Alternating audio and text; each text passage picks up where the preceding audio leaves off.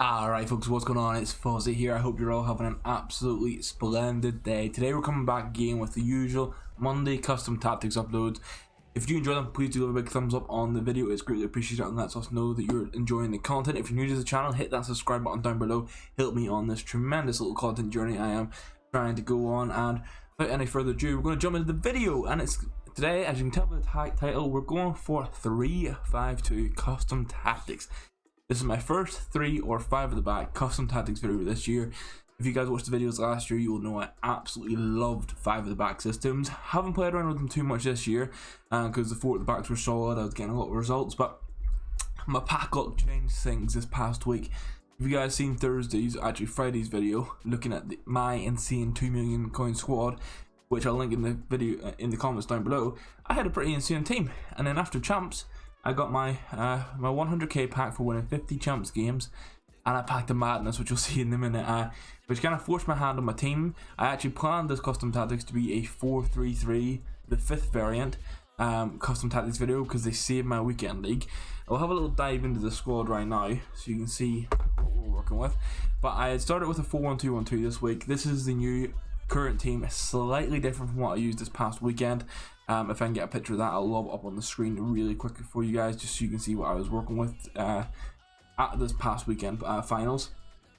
I started at 2-3, first time I'd ever been negative in champs this year. It was really absurd with a considerably better team. This is the 2 million coin squad, and I changed to the 4-3-3-5. I ended up going 12-5, call it a day, and just obviously give it the 3 wins because you can hit rank 1, hit rank 2, and then we packed a madness because we packed Road to the Knockouts Timo Werner. I really forced my hand to go Premier League because, as you guys know, I love Serie A. Since the start of this game, I was Serie A core team until 2 weekends ago. I had like a 200k, 300k Serie A squad. Even then, I went like Serie A La Liga hybrid to get Fekir and Koundé in. And then this week, I had to use Mane and Son. I packed him. I packed Varane on tradable, and I had to use Robertson too, who was a decent left back, but because I have Mane and Son and then Werner, and the only way to get Kem in is to play a 3-4-3 starting formation, I had to drop Bravo. And this is the team. I know we've rambled there for 2 minutes, guys, give me some context, but I want to give, this is how we got to this stage. The 4-3-3-5 worked great for me. I got these players. I was like, shit, I need to get them all on the team. This is what we're going to play. And I started playing at 3-5-2, and it was so good. I'm 4-0 in the playoffs right now, which isn't anything special. You know, people can go 8-0 playoff with these. But I've gone 4-0, and the first couple of weeks for playoffs was fairly comfortable. Last week was really weird again with the upgraded team. Playoffs were just a bit weird for me. So this week, 3-5-2, getting really like 3 easy wins, 1 okay-ish win. I'm just playing really well, and I think it's down to the team and the formation. So we'll just jump straight into it. 3-5-2, balanced, 47 width, 55 depth, and then 47 width again, attacking with long ball and direct passing. I don't know why I went 47 width. I think it literally was just a case of, I'm going to mess around, we'll play 47 rather than 50. And I've just stuck with it this past week. That's what I'm playing. It's working. We got 5 in box, 2 corners, 2 free kicks.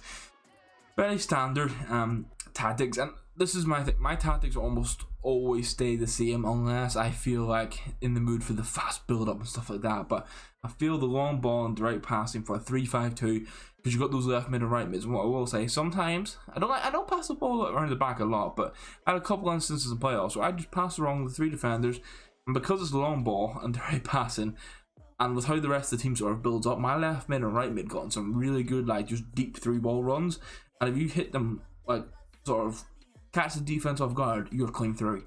So it worked well for me. This is how we're lighting up a game, for those that are maybe looking at the starting squad and wondering, because it looked all attack, no vibes. Ndombele is my only gripe in this team so far. He isn't fantastic. His dribbling's cracked, but I would much rather have someone like Renato or Barella in there. So maybe this is a stage where if I can save up coins, I'll get Kante and use Kante as my main defender, Tchouaméni as the box-to-box, but that's how things are. Quick note, whilst we're here, Varane and Kimpembe, very good defenders in this. Good defenders in this game. Varane 250k, Kimpembe 50k. Neither of them are as good as Koulibaly or Skriniar. This is without my Serie A bias. Kimpembe fried my head this weekend. He's in the team for chemistry right now.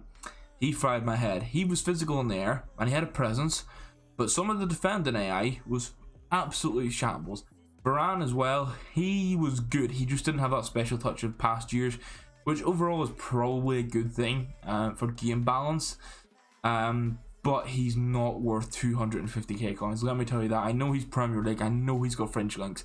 But if you're using just coins alone, and you don't desperately need like the uber strong French Prem link, just get another centre back. He's not worth spending 250k on. Van Dijk's better, who's a little bit less, I think.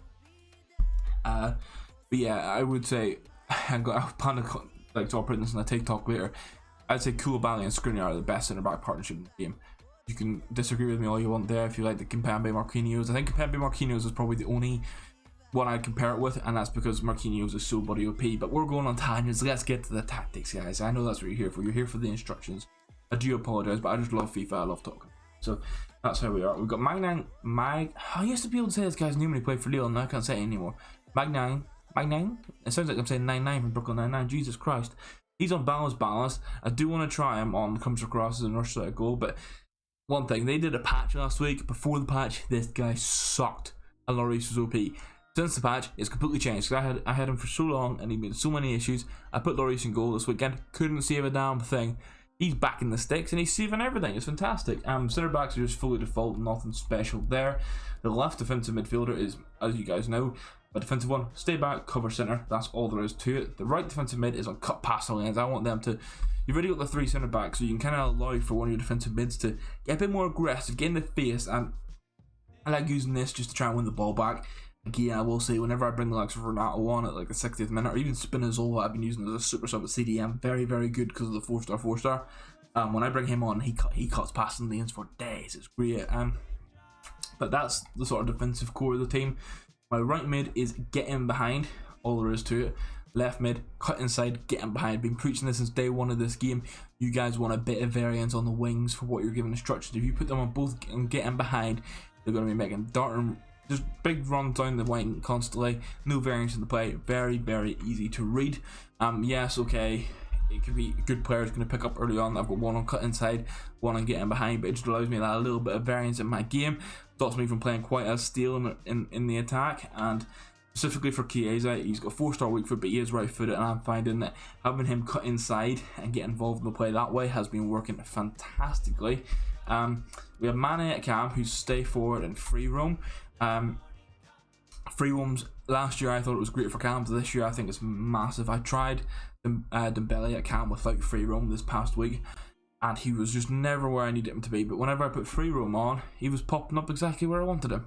It's just magic. Mane on free roam because Son and Werner kind of have to play up front. Like Werner can't be a cam. Son probably could be, but he's got the high work rates, and he's got a 5-star weak foot, so I kind of want him on the front line. So the right striker is stay center, getting behind. I'm using that for Werner because he's a PS merchant, but he is very, very, very good so far. 3-star skills people might complain about. Werner has finished everything for me, and he's been really clinical with it. And then Son is just getting behind, but he's a winger with a 5-star weak foot, bit of skill, bit of finesse. I'll let him drift wide and just get involved in the build up a bit more. But that's the team.